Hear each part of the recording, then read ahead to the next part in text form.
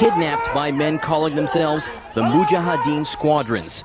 They threaten to burn the hostages alive if Japan does not withdraw its troops from Iraq within 3 days. What's happened? They attacked our convoy. Give us your name. Hamill. Thomas. The Pentagon might keep up to 24,000 troops in combat beyond their tour. I know our numbers in the military have gone down. You know, they talk about retention. You know, never really expected to be deployed this long. I don't think anybody did. I don't have any clue as to why we're still in Iraq. If Donald Rumsfeld was here, I'd ask him for his resignation. With the war not going as planned, and the military in need of many more troops, where would they find the new recruits? Military experts say 3 times the 120,000 U.S. troops now deployed would be needed to pacify and rebuild the country. They would find them all across America, in the places that had been destroyed by the economy, places where one of the only jobs available was to join the Army, places like my hometown of Flint, Michigan. And I was watching TV one day and they showed like some of the buildings and areas that had been hit by bombs and things like that. And while watching, I got to thinking like, it's parts of Flint that look like that. Exactly. And we ain't been in a war. But look at the neighborhood I live in. Most of them are abandoned. I mean, you know, that's not right. You want to talk about terrorism? Come right here. President Bush right here. Come right here. He knows about this corner. I emailed him. At the end of January of '04, the unemployment rate in Flint was actually 17%, but you have to take into consideration as well that when your unemployment runs out, you're no longer counted. I would say that we're probably close to at least 50% not working or underemployed, because being underemployed is just as dangerous. So my family has gone through the welfare system. When it was Job Central in the mid-'80s, I came through the Job Training Partnership program here at Job Central, and I went to a secretary school. Years later, I'm the executive assistant to the president of the agency. Interesting. My mother used to tell me all the time that, why do you always go for the underdog? It was because the underdog is who needed me.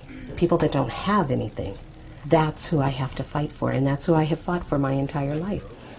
I started taking my children and telling my children, the military is a good option. I can't afford to have you go to college. I cannot pay your way. Financial aid will not help you. So I, as a mother, started teaching my children about the options that the military could do. They would take them around the world. They would see all the things that I, as a mother, could not let them see. It would pay for their education that I, as their mother, and their father could not pay for. Military is a good option for kids in Flint. Military is an excellent option for the people in the city of Flint.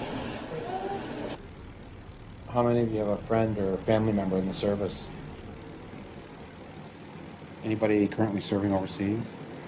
A brother of mine, my cousin. Yeah, cousin. Where's your brother? Iraq. Germany. My cousin got shipped off to Iraq like 3 days ago. Yeah. There's like a Army or Navy recruiter or Marines recruiter up there almost every week. It's in the lunchroom recruiting students from out the lunchroom. There are people with a calling. Most serve 1 weekend a month and 2 weeks a year.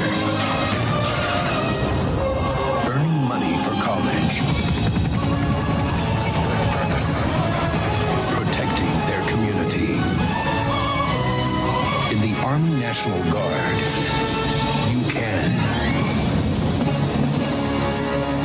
I'm going into the Air Force myself. I'm going to take a year off probably after high school and then just go and make a career. I want to be an aircraft maintenance technician. I ran into a recruiter and there was something I noticed about it, and this is kind of on another, it was just, I noticed it was odd. It was more like he was hiring me for a job than recruiting me for the Army. It was the way he approached me. He approached a friend of mine. I was in Borders, Books and Music. He just came up, it was like he was handing us a business card. He had business cards made for the Army and everything.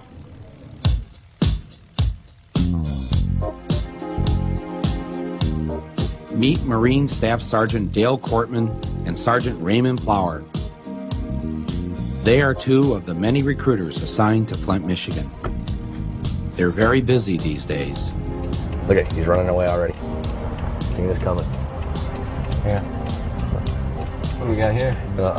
Need a little gangster. Yeah. We're heading over to the Cortland Mall right now.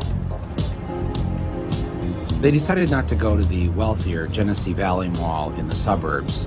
They have a hard time recruiting young people there. Instead, they went to the other mall. Let's go in through Mervyn's. In through Mervyn's? And then we can walk straight down, Straight back, and then go down to the lunchroom or whatever. Yep. Gents, you know we're looking at you, right? You guys ever think about joining up? Thought about going to college and playing basketball. Okay. You any good? Yeah. Oh yeah, especially basketball. Good. You can play ball for the Marine Corps as well. You know, travel around the world, getting on the Marine Corps basketball team. David Robinson was in the military as well. So yeah, you can definitely hook it up. So right now, there's somebody out there who wants to be a Marine but has no idea how to do it. Where you work at?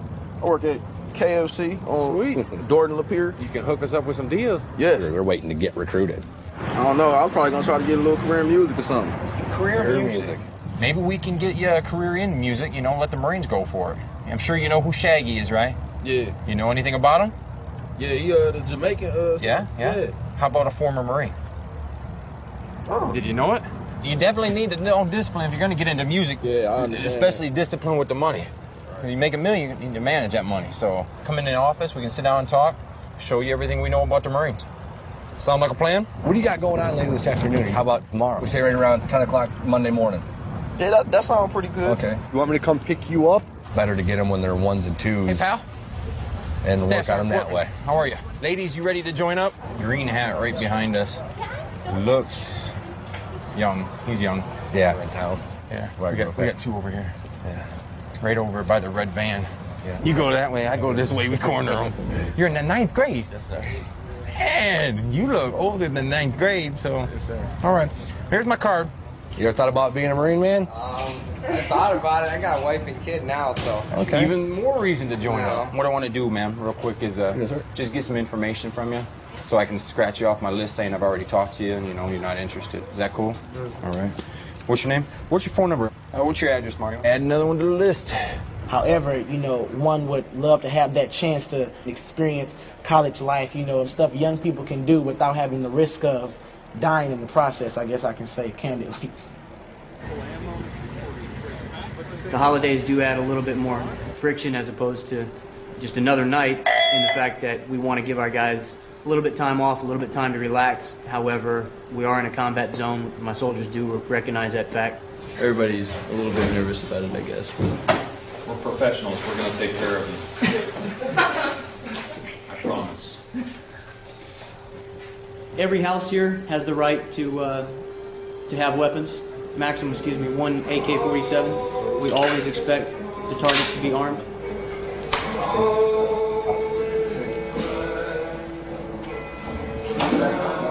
Rock and roll! Fucking bolt cutters. These goddamn things try doors open.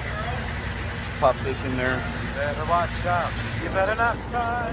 You better not pout. I'm telling you why. Why? Santa Claus is coming to town.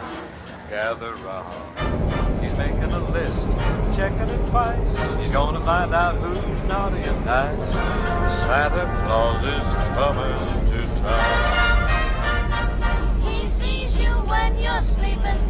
He knows when you're away. He knows if you've been bad or good. So be good for goodness sake. You better watch out.